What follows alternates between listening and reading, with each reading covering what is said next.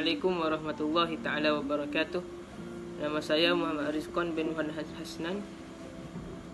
Nombor metrik 19190003 daripada Diploma Tahfiz wal Qiraat. Okey.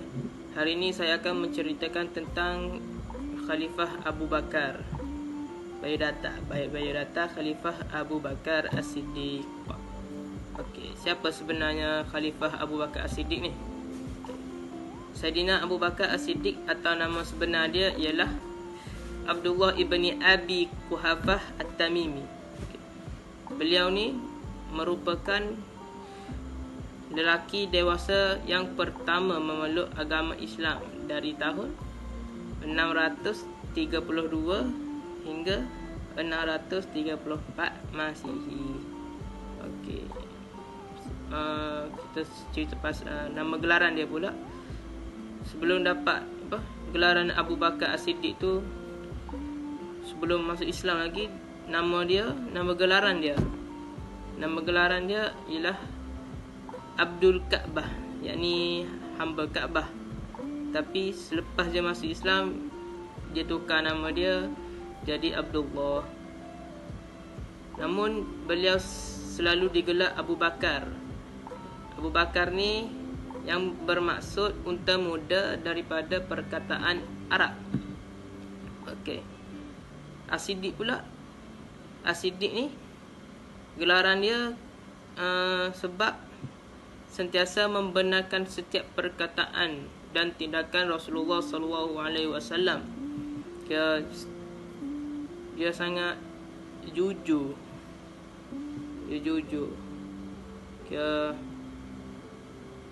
Rasulullah cakap ni dia ya. Lepas tu peristiwa yang membawa kepada gelaran ini ialah apabila yang berlaku peristiwa Isra dan Mi'raj yang telah dialami oleh Rasulullah sallallahu alaihi wasallam. Apabila orang ramai mengatakan baginda ni berdusta, nak cakapnya Rasulullah ni dia menipu. Okey. Malah dari golongan-golongan sahabat-sahabat dia pun, sahabat-sahabat Rasulullah ni ada juga yang ragu-ragu tentang peristiwa tersebut. Okey. Jadi Saidina Abu Bakar As-Siddiq ni menjadi orang yang pertama membenarkan dan mempercayai peristiwa tersebut dengan penuh keyakinan, tanpa ragu-ragu, tanpa was-was. Sifat beliau ni, beliau mempunyai sifat seorang yang jujur, budi pekerti, adil, tegas, dan sifat-sifat yang terpuji. Beliau juga menjadi khalifah selepas Nabi Muhammad sallallahu alaihi wasallam. Tarikh lahir dia ialah 2 tahun selepas kelahiran Nabi Muhammad sallallahu alaihi wasallam, iaitu pada 573 Masihi, dan beliau pula wafat pada 23 Jamadil Akhir 13 Hijrah, dan dimakamkan bersebelahan dengan makam Rasulullah sallallahu alaihi wasallam. Okey, setakat itu saja perkongsian saya pada hari ini. Assalamualaikum warahmatullahi taala wabarakatuh. Assalamualaikum warahmatullahi wabarakatuh. Nama saya Muhammad Nazmi binti Amizam, daripada kos Diploma Tahfiz wal Qiraat SEM 4. Okey. Saya akan bentang tentang sejarah Khalifah Abu Bakar As-Siddiq. Okey.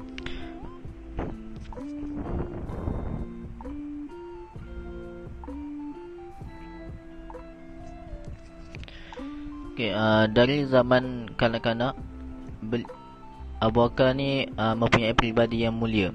Beliau seorang yang pendiam, jujur dan boleh dipercayai.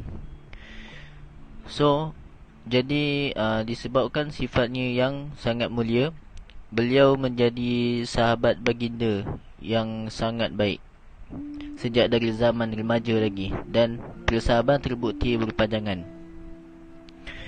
Jadi Abu Bakar ni mempunyai hati yang lembut dan mudah simpati terhadap kesesaraan orang lain. Oleh itu,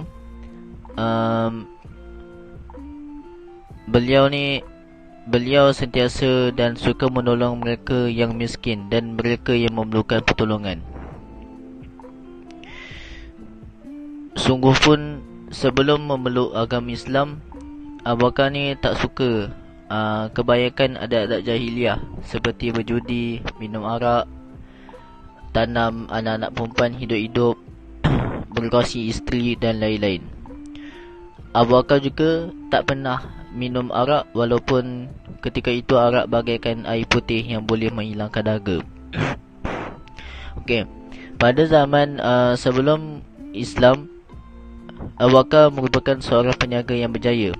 Beliau pernah teman Rasulullah dalam misi perniagaan. Jadi disebabkan Abu Bakar terkenal dengan sifat yang jujur, peniaga-peniaga lain memberi kepercayaan kepada Abu Bakar dan seringkali meminta beliau menjaga duit-duit mereka. Hasilnya, sifatnya yang mulia dan terpuji menjadikan beliau seorang peniaga yang berjaya dan kaya raya. Okey.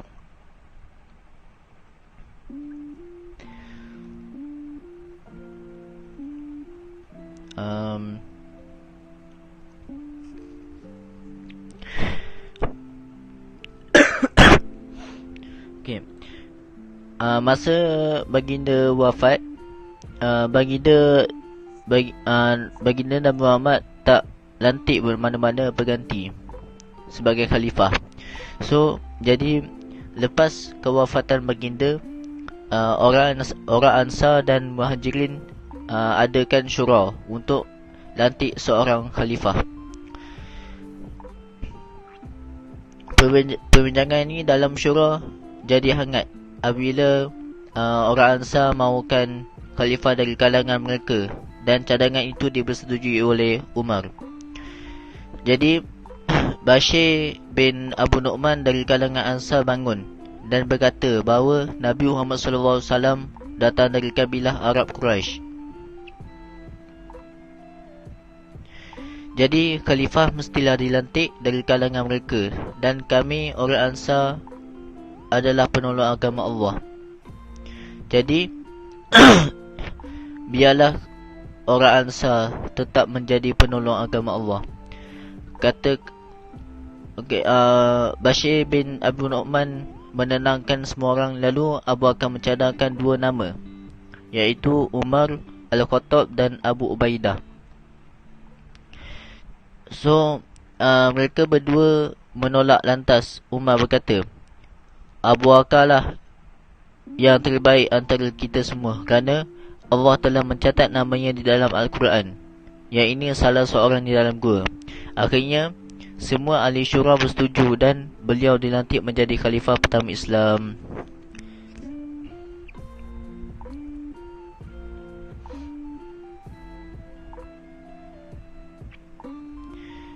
Jadi kesimpulannya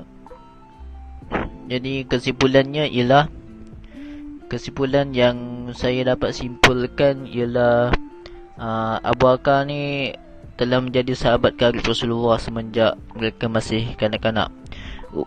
Ukhuwah Abu Bakar dengan baginda Nabi Muhammad SAW berlanjutan sehingga ke akhir hayat baginda. Abu Bakar ni tak pernah melokek dalam memberi sumbangan dan sentiasa menginfakkan hartanya di jalan Allah, sehingga tiada seorang sahabat pun yang mampu menandinginya dalam berbuat kebaikan.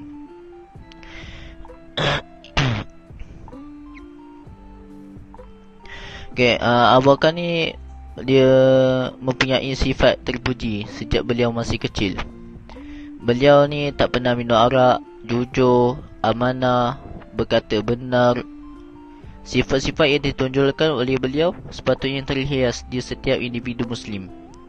Sifat kepimpinan, kebijaksanaan, kesabaran dan prihatinnya beliau dalam memimpin masyarakat Islam pada zaman itu sewajarnya dicontohi oleh pemimpin masa kini. Seperti harimau mati meninggalkan belang, Sayyidina Abu Bakar meninggalkan nama. Sumbangannya terhadap kerajaan Khulafa Ar-Rashidin sangat banyak walaupun hanya memegang jawatan sebagai khalifah selama 2 tahun sahaja. Beliau berjaya membuktikan keimanan dan kepercayaan yang kukuh terhadap Allah, membawa kemenangan yang gemilang. Okey, itu saja daripada saya. Assalamualaikum warahmatullahi wabarakatuh. Assalamualaikum warahmatullahi ta'ala wabarakatuh. Ismi Muhammad Zul Adli bin Zailani. Nombor metrik 19030805. Okey, hari ini saya ingin membincangkan tentang sejarah dan strategi pentadbiran Abu Bakar As-Siddiq. Okey, Abu Bakar As-Siddiq ialah Khalifah Islam yang pertama sebaik kewafatan Rasulullah sallallahu alaihi wasallam. Secara ringkasnya, strategi pentadbiran Abu Bakar As-Siddiq terbahagi kepada 8. Yang pertama, menumpaskan gerakan golongan murtad dan nabi palsu. Yang kedua, mengumpul naskah Al-Quran dan hadis. Yang ketiga, membentuk lembaga majlis syura. Yang keempat, sumber hukum pemerintahan meletakkan Al-Quran yang utama. Yang kelima, menubuhkan lembaga keuangan. Yang keenam, membentuk jabatan perundangan. Yang ketujuh, perlantikan gubernur di setiap wilayah. Yang ke-8 dan akhir sekali, keadilan adalah keutamaan pemerintah. Abu Bakar As-Siddiq ialah khalifah Islam yang pertama selepas kewafatan Nabi Muhammad sallallahu alaihi wasallam. Secara ringkasnya, strategi pentadbiran yang pertama ialah menumpaskan gerakan murtad dan nabi palsu. Semasa Khalifah Abu Bakar As-Siddiq, ramai golongan yang murtad dan ramai yang mengaku dirinya nabi akhir zaman, iaitu nabi palsu. Sedangkan nabi yang terakhir ialah Nabi Muhammad sallallahu alaihi wasallam. Walaupun Abu Bakar As-Siddiq seorang yang lemah lembut, namun beliau sangat tegas dan berpendirian teguh dalam hal memerangi golongan ini. Yang kedua, mengumpul naskah Al-Quran dan hadis. Dalam pertempuran melawan golongan murtad, terutamanya dalam peperangan Yamamah, telah banyak mengorbankan para sahabat dan golongan penghafaz Al-Quran. Sayyidina Umar Al-Khattab yang risau akan kehilangan sebahagian besar ayat Al-Quran mencadangkan agar dikumpulkan ayat-ayat Al-Quran yang masih berada di merata-rata tempat dan ditulis di atas tulang-tulang. Yang ketiga, membentuk lembaga majlis syura. Abu Bakar As-Siddiq membentuk lembaga majlis syura sebagai tempat bermusyawarah dan berpendapat dan mengumpulkan pendapat sebelum menentukan sesuatu keputusan. Yang keempat, semasa Khalifah Abu Bakar As-Siddiq, yang keempat, sumber hukum pemerintahan meletakkan Al-Quran yang utama. Setiap berhadapan dengan masalah dan kesulitan, beliau akan menjadikan Al-Quran sebagai sumber yang utama. Yang kelima, menubuhkan lembaga keuangan. Lembaga keuangan ditubuhkan untuk mengurus harta dan kewangan negara. Yang keenam, membentuk jabatan perundangan. Jabatan perundangan ini adalah sama dengan sistem keadilan dan kehakiman. Yang ketujuh, perlantikan gubernur di setiap wilayah. Abu Bakar As-Siddiq telah membahagikan 10 wilayah bagi memudahkan pentadbiran. Yang ke-8, keadilan adalah keutamaan pemerintahan. Semasa pemerintahan Abu Bakar, pembahagian zakat adalah berdasarkan prinsip kesamarataan dengan memberikan jumlah yang sama kepada semua sahabat Rasulullah sallallahu alaihi wasallam. Okey, setakat ini ialah perbincangan saya pada kali ini. Wabillahi taufik wal hidayah. Assalamualaikum warahmatullahi taala wabarakatuh. Assalamualaikum warahmatullahi wabarakatuh. Nama saya Muhammad Azri bin Hasmizi daripada Diploma Tahfiz Al-Quran wal Qiraat, nombor metrik 191900004. Hari ini saya akan membentangkan tentang tajuk kehebatan pentadbiran zaman Khalifah Abu Bakar As-Siddiq. Kehebatan pentadbiran yang pertama, Abu Bakar juga menggunakan kebijaksanaannya untuk menyelesaikan soal pengganti Rasulullah sallallahu alaihi wasallam untuk memimpin negara Islam. Beliau telah mengemukakan hujah sebaik-baik khalifah mestilah dipilih dalam kalangan muhajirin untuk mengelakkan perpecahan sesama kaum Aus dan Khazraj. Di samping golongan ini sememangnya mempunyai bakat kepimpinan semula jadi. Yang kedua, Abu Bakar juga berjaya menyelesaikan soal ar-riddah. Perpecahan Islam timbul apabila ada golongan yang enggan membayar zakat dan golongan nabi-nabi palsu dan golongan murtad. Masalah ini menjadi duri dalam daging dan perlu dibantera segera. Abu Bakar terpaksa menggunakan kekerasan dengan membentuk 10 pasukan tentera yang akhirnya berjaya menundukkan golongan nabi-nabi palsu, golongan yang enggan membayar zakat dan golongan murtad. Tentera Islam berjaya menghapuskan pemimpin ar-riddah seperti Musailamah al-Kazzab, Sajjah al-Harisah, Tulaihah bin Khuwailid, Malik bin Nuwairah dan Aswad al-Ansi. Yang ketiga, selain itu Khalifah Abu Bakar juga berjaya menangani masalah ancaman musuh luar negara Islam apabila menggerakkan semula tentera yang dibentuk oleh Rasulullah sallallahu alaihi wasallam sebelum kewafatan baginda. Tentera di bawah pimpinan Usamah bin Zaid telah berjaya mengatasi masalah ancaman Rom. Kejayaan gemilang yang dicapai menyebabkan pihak tentera ini diamanahkan menjaga keselamatan kota Madinah sekaligus memadamkan ancaman golongan Zubian dan Abs. Yang keempat, Abu Bakar juga berjaya mengumpulkan Al-Quran. Usaha ini diketuai oleh Zaid bin Sabit untuk mengelakkan kehilangan Al-Quran di muka bumi selepas kematian ramai Al-Hafiz dalam perang Ar-Riddah. Usaha pengumpulan Al-Quran dicadangkan oleh Umar Al-Khattab. Walaupun pada awalnya Abu Bakar ragu-ragu untuk melaksanakannya demi kepentingan dari segi jangka panjang, beliau akhirnya bersetuju dengan rancangan berkenaan. Sumbangan Sayyidina Abu Bakar ini sangat besar, khasnya menyelamatkan Al-Quran daripada terhapus.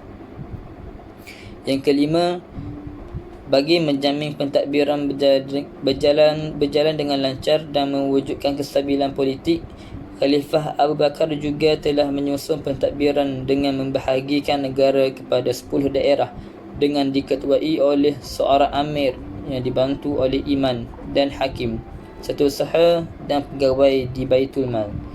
Yang keenam, Abu Bakar juga melaksanakan dasar ketenteraan dengan melantik Khalid Al-Walid sebagai Panglima Agung dan menggerakkan tentera untuk menghadapi Rom dan Parsi. Tentera Islam berjaya mengambil alih kawasan Damsyik, Hims di Palestin dan di Jordan. Bagi menghadapi Parsi, Musanna bin Harithah telah dihantar untuk menghadapi pemberontakan di Teluk Parsi. Menghantar Khalid al-Walid bagi menawan wilayah di Sungai Furat dan merancang untuk menyerah wilayah Hirah di bawah kepimpinan Hormuz, sekaligus berjaya membunuh Hormuz dan menawan Hirah diikuti Anbar. Sekian itu saja. Sekian, terima kasih. Bismillahirrahmanirrahim. Assalamualaikum warahmatullahi taala wabarakatuh. Nama saya Muhammad Muaz bin Muhammad Makhram daripada Diploma Tahfiz wal Qiraat nomor metrik 191900007. Hari ini saya akan menceritakan tentang pemerintahan Khalifah Abu Bakar dengan pemerintahan yang lain. Okey, Khalifah Abu Bakar, pertama, beliau memerangi golongan yang murtad yang terpengaruh dengan nabi-nabi palsu dan golongan yang enggan membayar zakat. Yang kedua, menggerakkan semula tentera Usamah bin Zahid untuk memerangi penduduk Ghazan yang membunuh utusan Rasulullah sallallahu alaihi wasallam. Dan yang ketiga, melantik khalifah selepas untuk memelihara perpaduan umat Islam agar tidak berlaku perselisihan dalam soal perlantikan khalifah sebelum beliau wafat. Okey, yang kedua iaitu Khalifah Umar bin Al-Khattab. Khalifah Umar bin Al-Khattab, beliau menyusun semula pentadbiran tanah yang dikuasai oleh tentera-tentera Islam. Yang kedua, tanah dijadikan sebagai hak milik negara. Yang ketiga, beliau tidak membahagikan tanah kepada harta ghanimah, iaitu tidak boleh dibeli atau tidak boleh dimiliki. Dan yang ketiga, tujuan dilakukan sedemikian bagi mengelakkan perbuatan negatif atau memiliki tanah tersebut. Yang keempat, para sahabat tidak dibenarkan keluar atau meninggalkan kota Madinah tanpa mendapatkan keizinan daripada beliau. Yang ketiga, iaitu Khalifah Uthman bin Affan. Khalifah Uthman bin Affan melonggarkan syarat penggunaan harta Baitul Mal. Yang kedua, para sahabat tidak dilarang lagi untuk meninggalkan kota Madinah, iaitu bagi Khalifah Uthman bin Affan. Bagi yang Khalifah Umar bin Al-Khattab, beliau melarang bagi untuk meninggalkan kota Madinah dengan keizinan beliau. Okey, Khalifah Uthman bin Affan yang ketiga membuka peluang kepada siapa sahaja yang ingin berjihad, menyebarkan Islam dan memperluaskan pengaruh Islam. Yang keempat, menetapkan bahawa Al-Quran dibaca hanya menggunakan lahjah Quraisy. Okey, yang terakhir, bagi Khalifah Uthman bin Affan, kabinet yang dilantik kebanyakannya daripada kalangan Bani Umayyah, tetapi kelayakan dan kepimpinan mereka masih diambil kira. Okey, yang terakhir, bagi Khalifah Ali bin Abi Talib. Khalifah Ali bin Abi Talib menukarkan pegawai-pegawai lantikan Khalifah Uthman yang berketurunan Umayyah dengan pegawai-pegawai yang baru, meneruskan majlis taklim walaupun mendapat tentangan daripada golongan Khawarij. Sekian sahaja daripada saya. Perbezaan pemerintahan, perbezaan pentadbiran Khalifah Abu Bakar dengan perbezaan khalifah-khalifah yang lain. Assalamualaikum warahmatullahi taala wabarakatuh. Assalamualaikum warahmatullahi taala wabarakatuh. Nama saya Muhammad Dani Hassani bin Nur Azizi. Nombor metrik 19-19-0002. Saya ingin membincangkan kesimpulan yang terdapat di dalam tajuk Saidina Abu Bakar As-Siddiq ialah beliau telah meninggalkan kesan yang positif, dan juga beliau bukan sahaja dapat menyelamatkan umat Islam daripada perpecahan umat dan negara Islam daripada golongan yang tidak bertanggungjawab, malah Saidina Abu Bakar dikatakan telah menyediakan ruang yang secukupnya untuk bakal penggantinya, iaitu Saidina Umar Al-Khattab. Jasa dan pengorbanan khalifah pertama ini menjadi pemangkin kepada kepimpinan khalifah seterusnya. Okey, setakat itu saja kesimpulan yang boleh saya berikan. Assalamualaikum warahmatullahi taala wabarakatuh.